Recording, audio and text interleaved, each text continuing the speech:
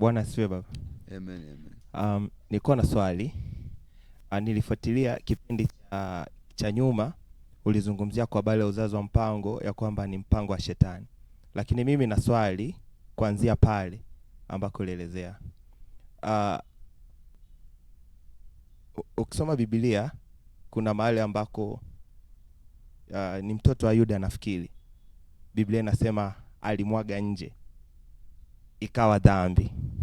Sasa swali langu la kwanza kuanzia pale, dhambi ya yule ilikuwa ni nia yake ya ndani ya kutokumzalia mtoto au ilikuwa ni kumwaga nje?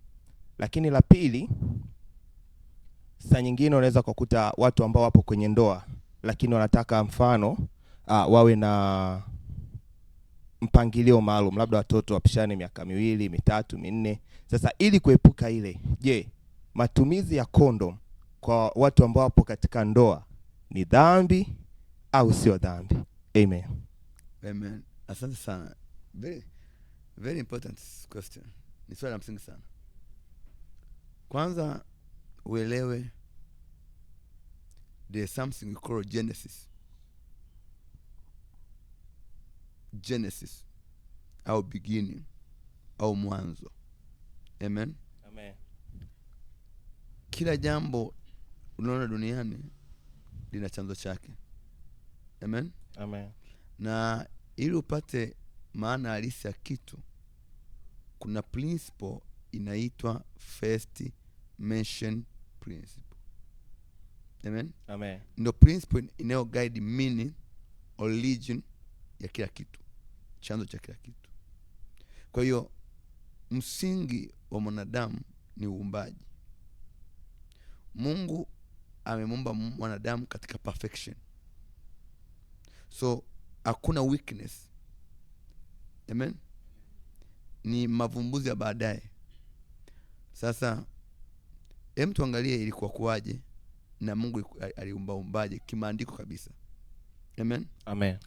Kwanza fahamu Mungu aliumba mtu akiwa perfect. Ni perfection. Kwa sababu Mungu akiumba kitu hajawahi kuumba kitu kwenye udhaifu. Kiko complete, kiko perfected. Amen. Amen. Sasa Mungu alipomdesign mwanamke, amemdesign mtu kwenye periodic na kwenye muda. Sawa? Amen. Na interval. Sawa? Ndio kuna ule mzunguko wa kina mama. Umeelewa? Amen. Na ameweka interval ya kuzaa. Ndivyo imeumbwa. Umeelewa? Amen. Kwa hiyo Mungu alipomuumba wanadamu aliwapa command. Zaeni mkaongezeke. Hiyo ni command. Zaeni mkaongezeke na mkaijaze nchi. Kwa hiyo nchi mpaka leo hajajaa.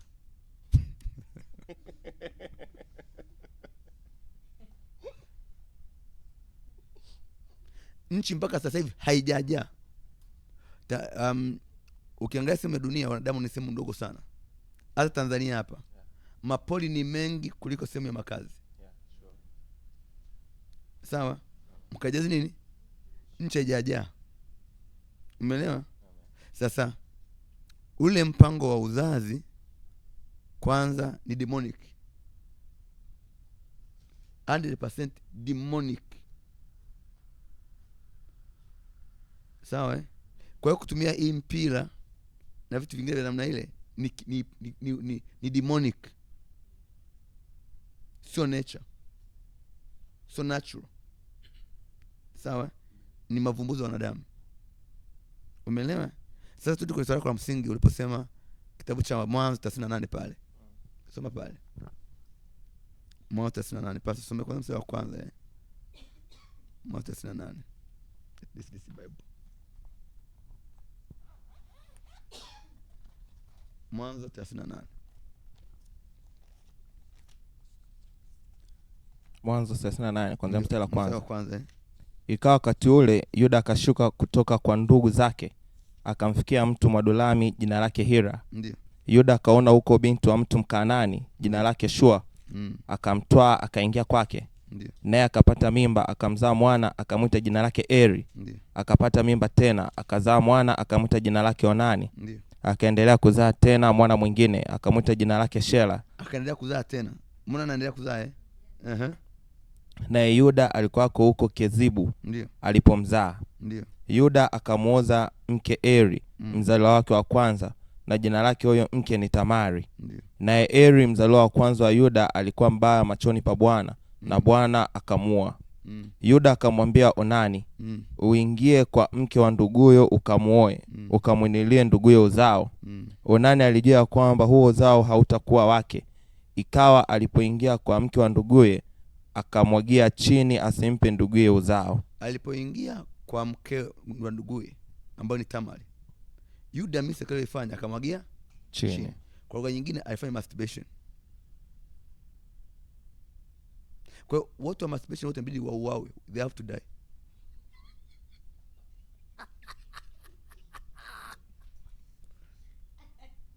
Soma chini Mungu alichokifanya. Soma. Neno hili alilolifanya likawa baya machoni pa Bwana, basi akamuua yeye naye. Yes. Kwa hiyo unapofanya masturbation, kosa wewe, dhambi yako na hukumu yako ni kifo. You have to die spiritual.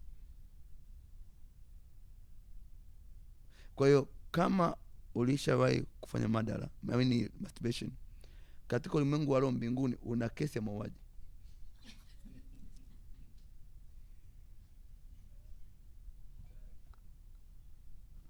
Naeleweka? So kwa hiyo kwanza ni dhambi mbaya. Amen. Kumwagia nini? Chini. Asa kutumia mpira, utuulize unamwagia wapi?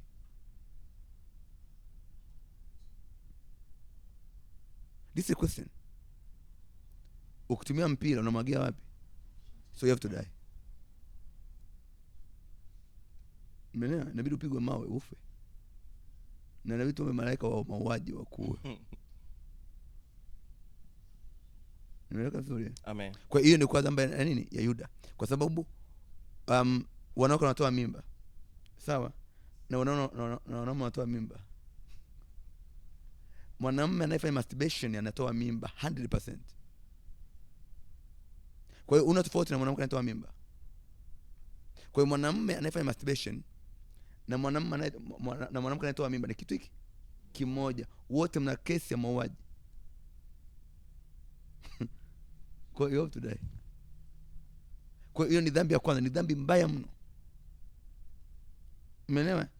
Mungu ameweka hizo system kwa makusudi. Mungu anataka watu wazaane. Amen.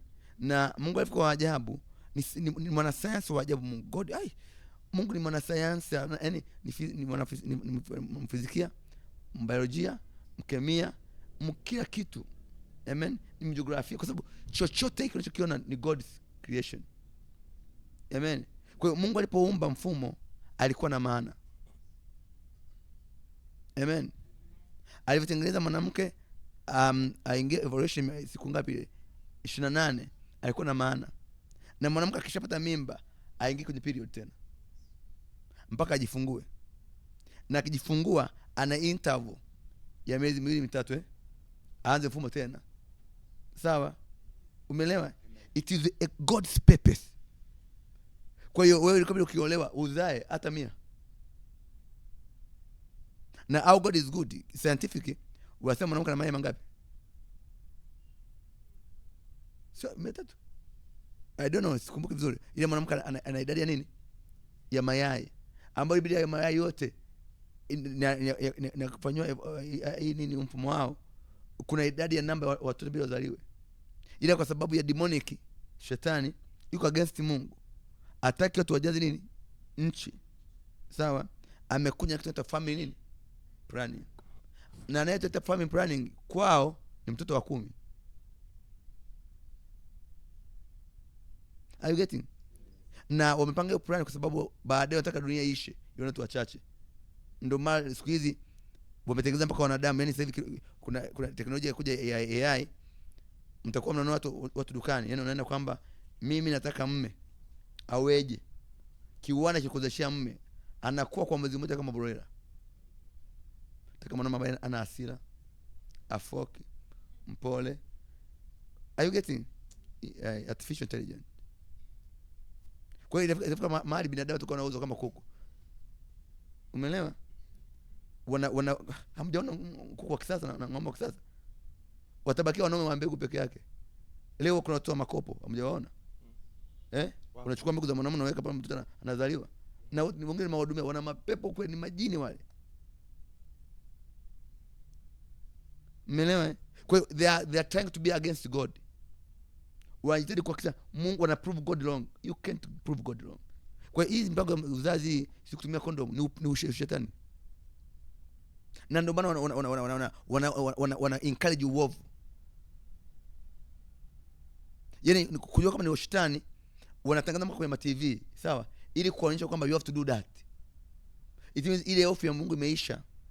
Sawa? Kwa sababu mtu anajua kama ni mbadala.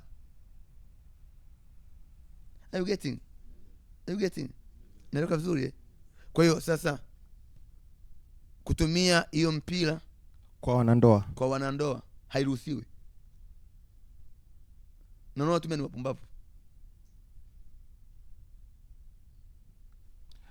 Okay dad. Narudia tena, unaotumia nini? Kwa kama ni mwanandoa unatumia, wewe ni pumbavu. Nimesema mimi, wewe ni nini? Ni mpumbavu akili una. Sawa baba. Ndio. Kutokana na mabadiliko ya nature ya dunia sasa hivi, kuna wanawake wengine mvulugano wa siku wanaweza wako hapa, wanaweza wakalikazia. Kuna kuwa na mvulugano wa siku. Sasa sometimes wanaweza kawa nashindwa kuzihesabu siku zao ili kuenenda vizuri. Wafanye nini ili waweze kwenda katika chronological order? Unazihesabu za nini? Unahesabu zinasaidia nini? Ili mfano labda mtu kulingana na hali ya uchumi, mwingine anataka awe na watoto 2, 3. Sasa ili kuzuia what I can call a mistake. Mistake ya nini? Ya kuzaa? Labda.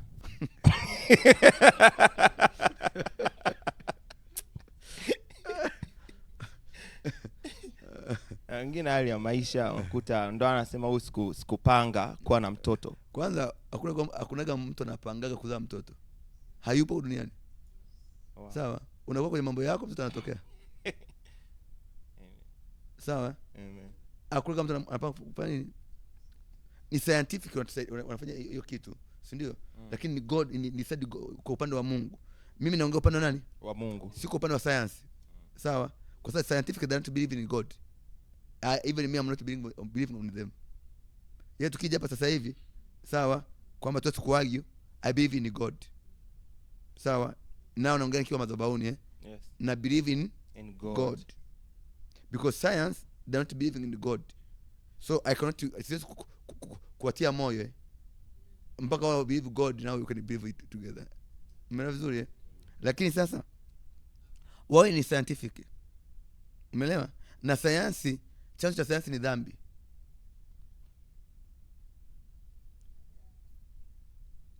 Kwa maana ya kwanza sayansi maybe yani human nature ya kuanza kuinnovate na kuinnovate ni kwa sababu ya dhambi. Tunaangalia first mention science imetokea wapi? Kwenye vitabu vyote duniani. Ukitumia kanuni ya first mention, science imezaliwa baada ya Adam na Hawa kula tunda. Biblia inasema Adam na Eva walipokula tunda wakafunguliwa macho, anasema wakajifunguliwa macho, wakajijua, they know, wakajijua kama kwa nini? Uchi. Wakaanza kujua what came in them, the understanding. Macho yaliyofunguka ni understanding. Yani macho yaliyofunguka sio haya, ni ufahamu. Wakafungua nini? Macho, wakajijua kwamba kwa nini? Walikuwa uchi siku zote. Wakajijua wako uchi. Wakatengeneza manini? Majani ya mtu wakajifunika, wakaanza kutengeneza kwa mara ya kwanza.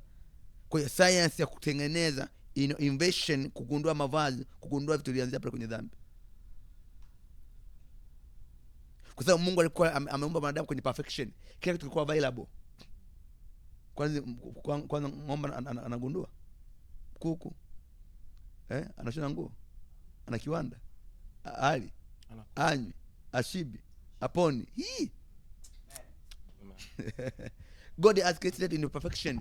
Mbuzi hajawahi kutenda dhambi, wala kondoo, wala ng'ombe, wala mbwa. Sawa? Lakini ng'ombe anazaa, analea watoto. Kuna mnyama anakaa polini kabisa. Kama nani? Kama swala. Sawa? Anazaa, ananyonyesha mtoto, anamlisha, anakula majani, augui. na anafika kwenye kimo chake cha kufa according to God's nature. Kwa hiyo sasa hivi na sasa hivi sasa hivi walipokuwa wajinga, sasa wenyewe sasa hivi wameshaona kama inawashinda. Sisi tunatushauri tu kwenye nature, tufanye mazoezi, tutembee, tule vyakula natural, amwambie hivi kitu. Wameanza kuelewa kama tutengeneze kwenye nature. Miaka inakuja mtakuwa mnalala chini. Hivi tena vitakuwa vipi? Nakwambia kweli. Mtakuwa mnalala chini kabisa kwenye udongo. Haya magorofa mnayojenga yatabadilika, mtajenga nyumba za udongo. Sure tell you. Leo mnashauriwa sasa kutembea kwa miguu peku. Sasa mnashauriwa kwamba ufanye mazoezi, tembea kwa miguu nini? Peku. We go back to our nature. Umeelewa? Kwa hiyo Mungu ametuma kwenye perfection. Ile wanadamu kwa sababu ya dhambi tukaanza kuwa unapokuwa na Mungu unatafuta usaidizi. Unapokuwa mbali na Mungu, when you go far from God, inabidi akili yako tumike utafuta usaidizi. Lakini angalia viumbe vingine vyote, hata ndege, they are living God's nature. Leo tunasema kuna ukame, kuna nini, machafuko ile ya pollution, air pollution. Si ndio? Air pollution, sijui kuna ni mabadiliko ya tabia ya nchi. So si nini? Ni viwanda. Ni mavumbuzi ya wanadamu. They are trying to destroy nature. Mnasikia? Kwa hiyo Mungu alituma katika nature, mwanamke weza. Sawa? Watoto 10 zaa. 20 zaa. Na walipokuwa pumbavu, au wasomi wengi unaonekana kama kuzani upumbavu ni ujinga, kwamba angapi watoto wengi. Kumbe wewe sio dhani ndio mjinga. Kwa umetengeneza mazingira kutengeneza mind zetu kwamba watu wanaozaa watoto wengi hawana akili. Biblia inasema nguvu ya mfalme ni watu wake. The power of the king. Nguvu ya nini? Ya mfalme ni watu. Sawa? Kwa watoto wako, Daudi, Ayubu anasema watu wangu walipokuwa kinizunguka, the first blessings are children. Wewe kuwa na magari, si ndio? Kuwa na nyumba, kuwa utajikataa kuzaa. Angalau tunavyokuomba kanisani hapa. Mnapopanga foleni mnalia, mnaweka mpaka vipandikizo kwenye watoto wenye makopo. Kama una kiti mama wewe. Kama kuzaa sio muhimu, si ndio? Tafuta mama ambaye hajazaa. Sawa, angaika. Nilikuwa na binti moja ametumia mpaka milioni 50. Unapandikiza mtoto wa kwanza imekataa, wa pili imekataa. They don't take for granted. Umeelewa? Kwa hiyo kuzaa ni very important. Kwa hiyo hii kusoma wahesabu kama kuna zile siku za kupata mimba, don't do that. Sawa, ni ushetani. Nimeleka. Wewe zaa. Atakaye kwambia usizae ana akili. Hata kama ana PhD, ubabu.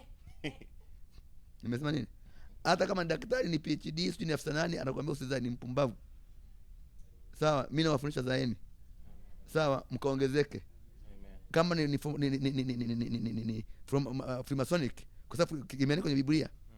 Imeandikwa kwenye kitabu cha Roman na Korinto kwamba siku za mwisho wanaume watakera tamaa kwa tamaa, hizo wasizae. Leo mnafundishwa homosexual. Yaani lengo ni kuhakikisha watu hawazaani.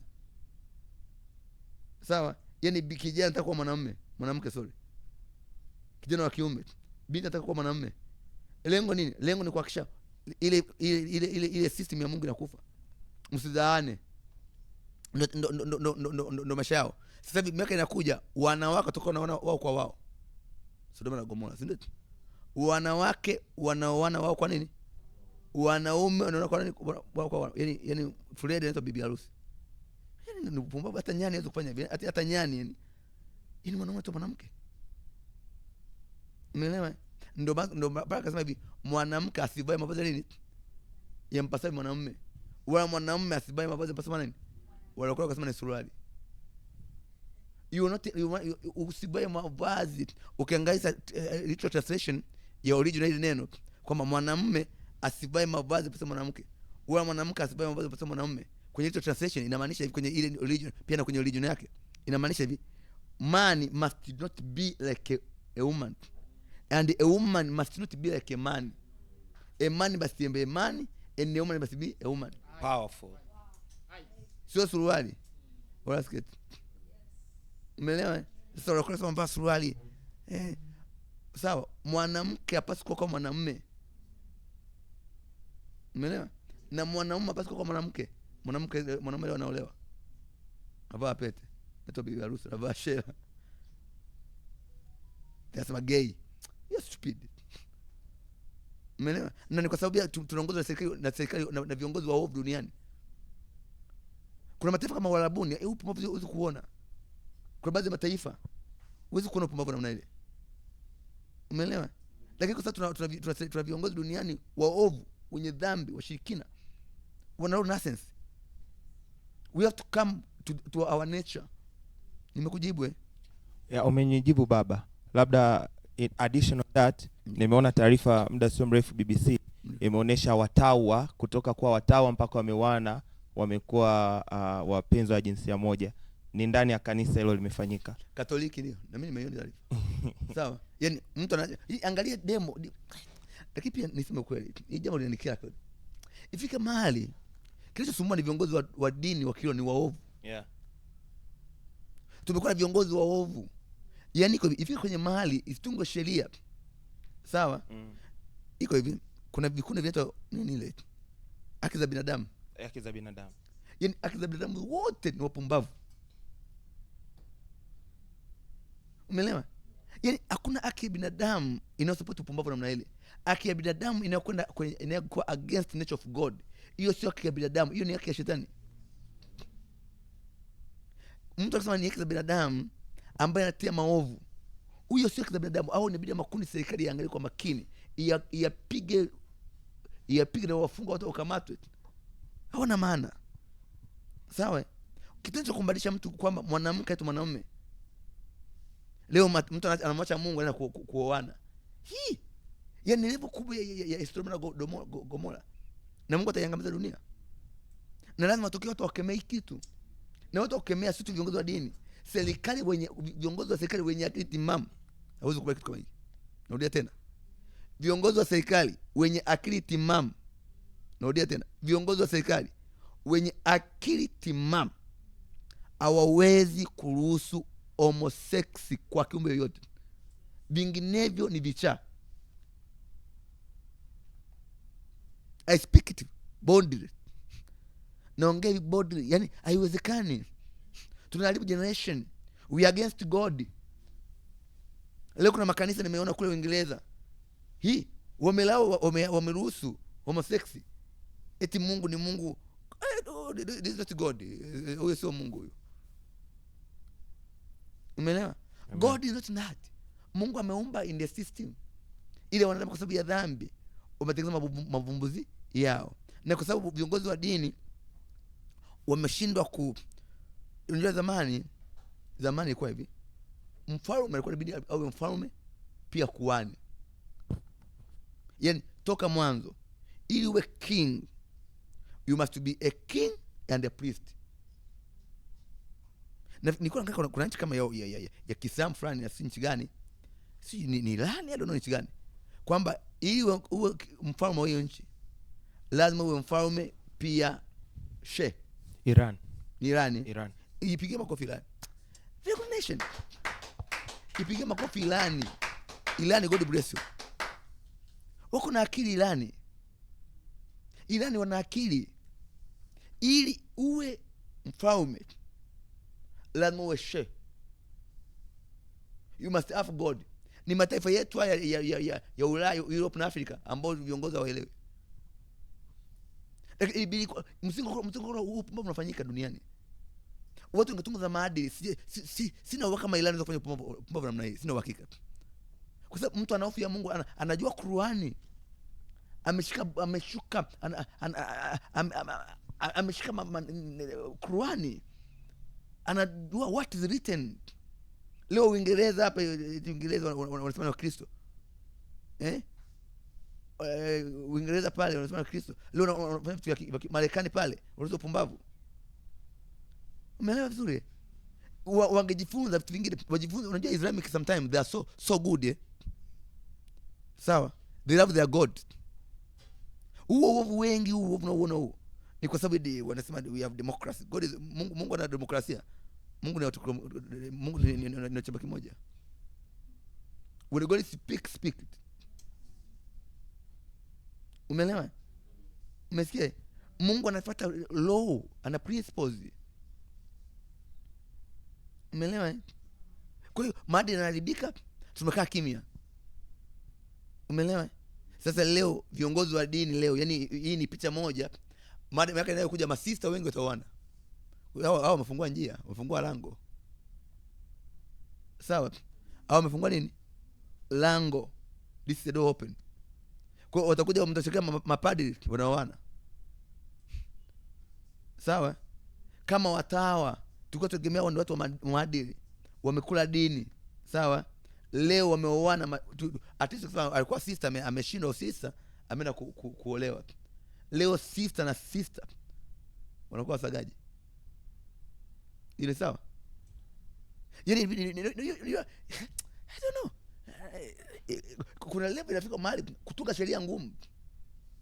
Sheria ngumu. Yaani hii inabidi iwe sheria ambayo ni ngumu. Adhabu yake ni adhabu ya kifo. Hii sio la mama, ni adhabu ya kifo. Unakuwa against God. Kwa sababu Sodoma na Gomora dhambi yao ni moja, ni ushoga. Mungu akafanyaje? Alifanyaje? Alishusha moto. Sasa aliwaua. Kwa dhambi ya ushoga ni kufa. You have to die. I speak boldly. Biblia imesema dhambi ya ushoga nini? Ni kuuawa. Kwa hiyo serikali yenye akili inatojuzi sheria, msingo na upumbavu unafanyika duniani. They are against God system. Na viongozi wamekaa kimya, waongei. Viongozi wa dini yani wanakula ugali, Mungu atatuuliza mbinguni. God will ask us. Juzi kuna naongea kijana mmoja anakuja kwa ofisini na mtabiria na unamwombea. Mtu yuko form 3 anamwambia shoga. Hii form 3 shoga. Mama nalia. Then iko jibacho. Na hizo show za private hizi serikali ziangalie. Sasa serikali yetu ziangaliaje wenyewe na wenyewe wao wenyewe. Yaani hizo za private hizi, private schools hizi. Serikali yenye maadili inazichunguza. Kuna matukio ya ovyo kule. Yeah, sure. Yeah. Eti private school wanamsema kutoka Ulaya kule Ulaya. Wanatoje tuliaje. Nakushukuru niona kiongozi mmoja wa Tabora Mungu ambariki sana huyo bwana. Yeah. Alikuwa kwa mkoa Kiboi. Mungu akubariki sana bwana hapo ulipo. Alikutana si mchungaji amekuja, kuna wengine wachungaji wamevaa ngozi za kondoo kama ni mbwa mwitu. Na sisi watu viongozi wa dini tuchunguzwe. Yaani hata si viongozi wa dini tuchunguze mahubiri yetu. Yes. Content zetu. Yes. Maisha yetu. Yes. Nature zetu. Yes. Tunaishije? Tuchunguze, tusije tukavaa nini? Tukavaa kivuli cha dini cha uchungaji, kumbe ni waovu. Tuchunguze in deep. Hii inayoma mpaka serikali ituchunguze viongozi wa dini. Tusiko tunavaa kofia ya dini, kumbe ni waovu. Itungwe sheria, kiongozi ajulikane wa dini. Kiongozi ukemee makanisani kuna watu kama hao wanafunga ndoa mashoga. Na msema ni kanisa. How comes? Umeelewa? Ndio baba. Kwa hiyo hii swali lako ilikuwa nasema nili add katika kile ambacho ulikiongea kwa wale matao ambao walikuwa ni wamefunga ndoa jinsia moja. Sasa matao kama watao wamefunga jinsia moja ni walibifu. Yes. Na iruhusiwi, ni demonic. Yes. Nimekujibu. Ndio baba. Swali jingine? Bwana siwe baba. Ndio. Kuna imeandikwa kwamba kwani amjui ya kwamba azinie na kahaba amekuwa mwili mmoja naye. Lakini pia mwanamke haruhusiwi kumwacha mume wake ikiwa yuko hai akaenda nje. Imeandikwa kwenye Biblia. Lakini sasa tuko kwenye ulimwengu ambao watu tayari wameshaoana. Lakini hakuja kugundua kwamba yule mtu aliyekuwa naye sio sahihi. Maybe ni mchawi, maybe ni mtu ambaye anatenda uovu mwingi. Sasa wanawake wengi wameshindwa kuvumilia. Sasa hivi imekuwa ni janga la taifa. Sasa kila mwanamke sasa hivi ameamua kuishi maisha yake. Baba tuwasaidie watu wanaotusikiliza hapo nje. Naomba tajibu swali. Naomba niokipende. Nitajibu nafikiri. Ndio kwa swali jingine. Nitakuja kujibu swali lako hilo. Sawa, nitajibu kwa sababu nafikiri kuna mtu ataniuliza swali jingine. Ambapo nafikiri nitakuja connect hapo. Swali jingine? Ndio. Mimi naomba kuuliza baba, kutokana na mada ambayo iko mbele yetu. Mara nyingi tumeshuhudia watu kwenye uchumba wanaweza kukaa muda mrefu, lakini mara tu ya kuingia kwenye ndoa kuna tokea migongano. hiyo ni nini hasa na ni wapi labda ambapo wanakosea, ama ni nini ambacho watakuwa kama watu wapenzi au wanandoa before kuingia kwenye ndoa ile? Wanagombana sana. Mtalijibu swali jingine? Swali langu ni swala la kuzaa. Kwa wale wanaojifungua kwa C-section, wanaofanywa operation. Ndiyo. Unakuta unashauriwa kwamba yani baada ya kujifungua pale utakiwa kubeba tena ujauzito, maana itakuletea shida ukija mtoto akija kutunga na una mshono unakuwa bado hujakauka vizuri. Inaweza kukuletea shida. Sasa wewe unakuta umeolewa na ni mwanandoa, inakuaje hapo? Okay, kwamba umeshauriwa? Yani wanakushauri ukiwa hospitalini sasa umetoka kujifungua, hautakiwi kubeba mimba recently mpaka mshono upone, kwa maana hiyo unakadiriwa kama miaka 2 labda ndio uweze tena kubeba mimba. Ndio. Yeah. Kwa hiyo unasema inakuaje? Kwa sababu sasa unakuwa umeolewa na mume wako. Okay, lazima sasa hiyo kisayansi sasa niongelee sana. Naomba niongee kiroho. Lazima tujue chanzo kwa nini watu wanafanya operation. Muda mwingine unakuta labda mtoto amegeuka, uwezo kumpush. Kwa nini wanafanya operation? Kwa nini watu wanafanya nini? Operation. Sindio? This first question. Kwa watu wanafanya nini? Operation. Kuna vitu vingi vinasababisha uzazi kuwa mgumu siku hizi. Ni kwa sababu ya nature. Watu wametoka kwenye nature. Sawa? Watu wametoka kwenye nini? Kwenye nature. Sasa mama amepata mimba, amezaa mtoto wa kwanza, wamfanyia operation. Wameomba kuzaa mapema. Si ndio? Umeelewa? Mpaka ifikie miaka 2-3 unapata, kwa sababu bado una mshono. Sasa swali lake ni kwamba what if sasa amebeba mimba hajatumia mnaita nini, family planning, si ndio? Hajatumia family planning na then akapata nini, akapata ujauzito na inahatarisha maisha yake, si maana yake? Yes. Si maana yake? Yes. Sasa kwanza tukubaliane wote, sawa? We of God. Tumeumbwa na nani? Na Mungu. Tukubaliane wote kama Mungu amefanyaje, ametuumba.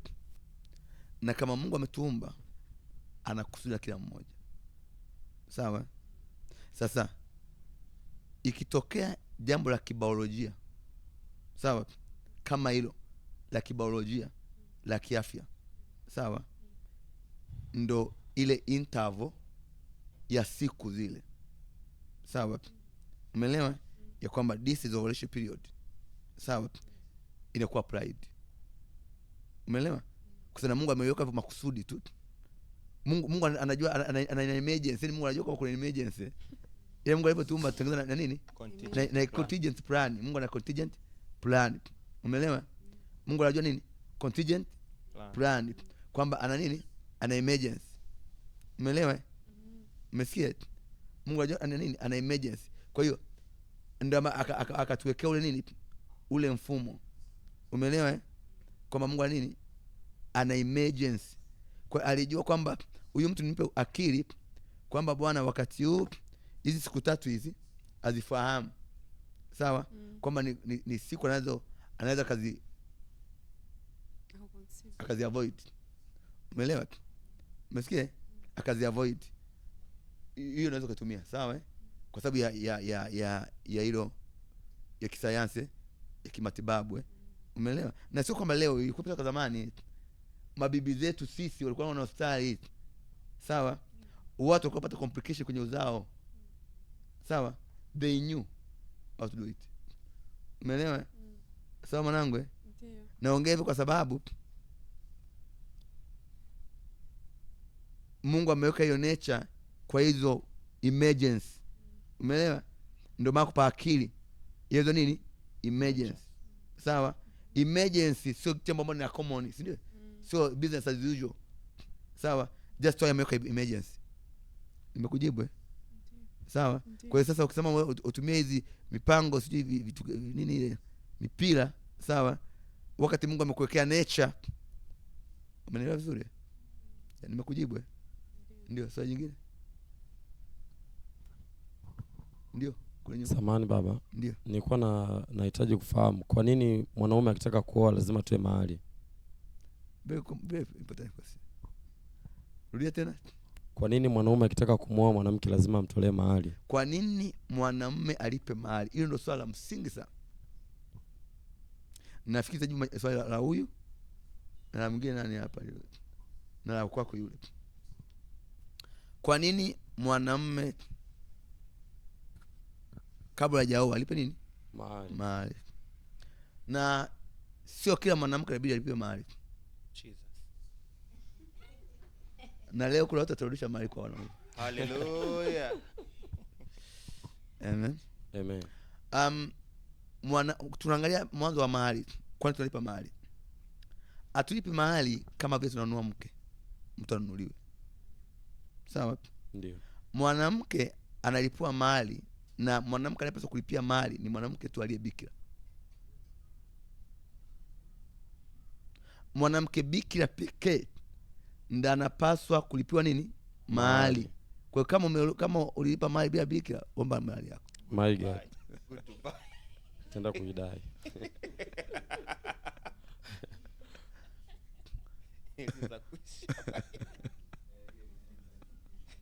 Eliza tulia hata ng'ombe. Mbuzi mdogo wangu.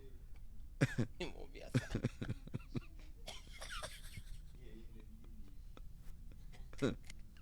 Mwanamume yeyote unayelipa mahali kwa mwanamke ambaye sio bikira unakosea.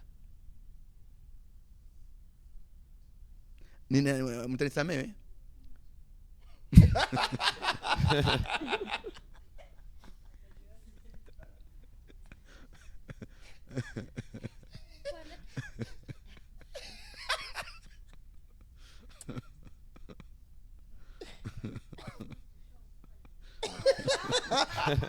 Tumekuwa viumbe vipi?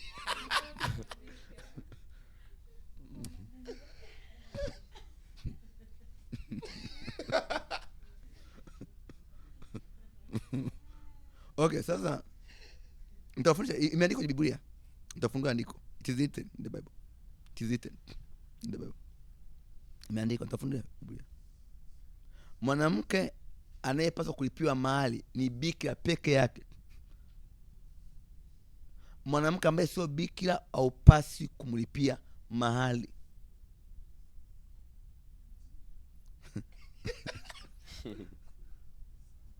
Kwa una haki ya kudai mali yako. Goodbye.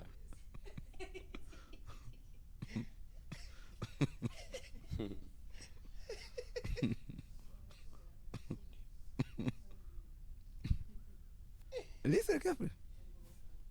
Listen carefully. Listen carefully. Ulikuwa unalipa mahali kwanza kwa kumpongeza mzazi jinsi alivyomlea na kumtunza mtoto wake kawa sawa, na kutoa shukrani jinsi binti alivyofanyaje, alivyojitunza. Ndio concern ya mahali. Amen. Amen. Kwa tunalipa mahali kuwashukuru wazazi jinsi walivyotutunzia hicho chombo kikawa chombo bora kipya. Amen. Nitafundisha kwa Biblia. Nitasoma. Amen. Sawa. Na kwenye ndo maana katika Biblia mwanamke bikira anaheshimiwa. Hata Mungu akumzaa Yesu kuja, alikuja kwa mwanamke nini? Bikira. Amen. Amen. Sawa. Kwa mwanamke bikira anatolewa mali kama ana heshima kwa wazazi walipomtunza. Na ndio maana zamani makabila yote duniani, ukichukua binti unaenda umempolipia mali, umerudi nyumbani, kijana kalala naye siku hiyo akakuta sio bikira, unarudi kwenu na mali narudi. Na mali mnarudisha. Makabila yote.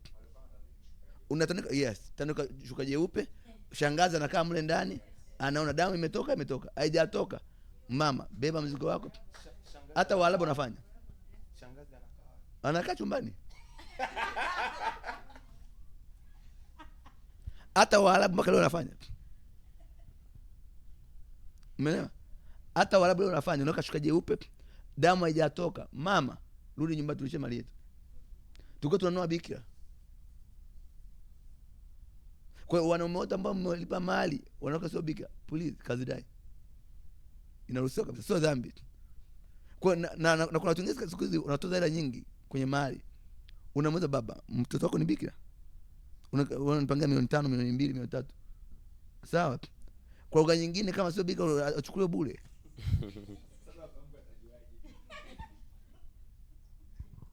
Sasa baba mkwe atajuaje kama binti yake ni bikira? Sasa unamkopesha kutoka bikira rudisha.